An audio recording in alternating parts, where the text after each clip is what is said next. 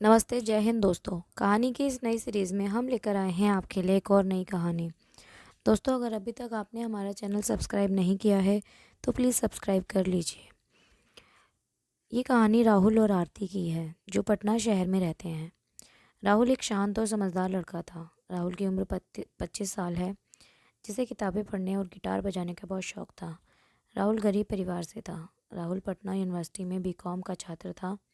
पढ़ाई में अच्छा, क्रिकेट का दीवाना और दोस्तों का चहेता। वहीं आरती की उम्र 24 साल है, एक होशियार और हंसमुख लड़की है। आरती साहित्य में रुचि रखने वाली लड़की थी। उससे यूनिवर्सिटी में अंग्रेजी ऑनर्स कर रही थी।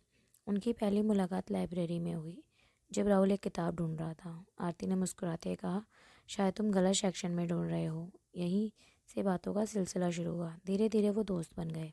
कॉलेज की कैंटीन पर बैठकर घंटों बातें होती। राहुल की हंसी और आरती की समझदारी एक दूसरे की पूरक बन गए। और फिर एक दिन बस स्टॉप पर इंतज़ार करते हुए राहुल ने कहा, आरती, मैं तुमसे कुछ कहना चाहता हूँ। मैं तुमसे प्यार करता हूँ। आरती की आंखों में हैरानी और मुस्कान दोनों थे। उसने जवाब नहीं दिया, लेकिन अगले दिन उसे कॉलेज की कैंटीन, जहाँ वो अक्सर मिलते थे, कहा, हाँ, मुझे भी तुमसे प्यार हो गया है राहुल। इसके बाद उनकी दुनिया बदल गई। वो साथ पढ़ते, साथ खाते, मूवी देखते और घंटों फ़ोन पर बातें करते। आरती ने पहली बार किसी को इतनी करीब महसूस किया और राहुल को लगा कि उसे उसका जीवन साथी मिल गया है। एक दिन राहुल ने आरती से कहा, मैं तुम्हारे साथ ज़िंदगी बिताना चाहता हूँ, लेकिन पहले करियर बनाना ज़रूरी है। आरती ने समर्थन किया, मैं इंतज़ार करूँगी। कॉलेज ख़त्म हुआ। राहुल ने एमबीए की तैयारी शुरू की और आरती ने एक फ़ैशन डिज़ाइनिंग में जॉब ले ली। उनके बीच अब भी वही प्यार था, लेकिन समय थोड़ा कम हो गया था। धीरे धीरे राहुल की पढ़ाई और इंटर्नशिप में उसे व्यस्त कर दिया। कॉल्स कम होने लगे, मुलाकात और भी कम। आरती परेशान तो थी, लेकिन आरती समझती थी।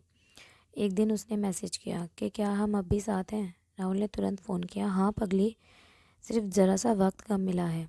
प्यार तो वही है। फिर उन्होंने तय किया कि महीने में एक बार ज़रूर मिलेंगे, और उस दिन वो घंटों साथ बैठे, पुराने किस्से दोहराए और फिर से करीब आए। एक दिन आरती का जन्मदिन था। राहुल ने कहा, आज तुम्हें एक ख़ास तोहफा मिलेगा। वह अपनी नई कार में आरती को लेने आया। दोनों लोग लॉन्ग ड्राइव पर गए और एक शांत झील के किनारे वक्त बिताया। और राहुल ने एक छोटी सी अंगूठी निकालते हुए कहा, सगाई की प्रैक्टिस कर लो। आरती की आंखों में आंसू थे, लेकिन खुशी के। वापस लौटते वक्त राहुल गाड़ी चला रहा था और आरती खिड़की से बाहर देख रही थी।